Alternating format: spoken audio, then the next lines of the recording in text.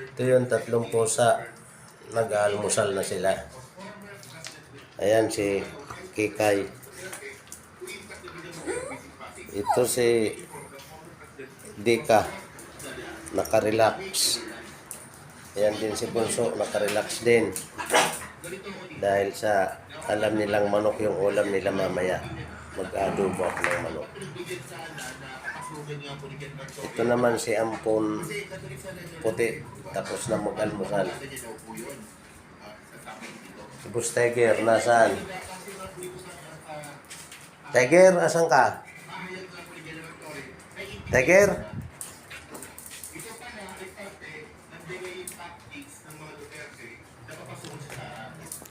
Wala si Tiger.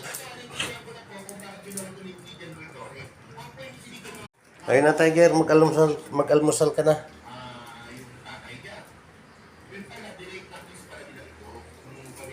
Ayun, magkasalo ka na dyan, no?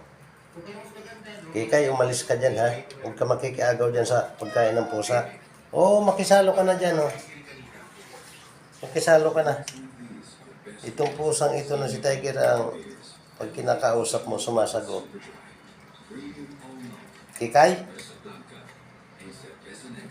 Ayan, kumain na siya.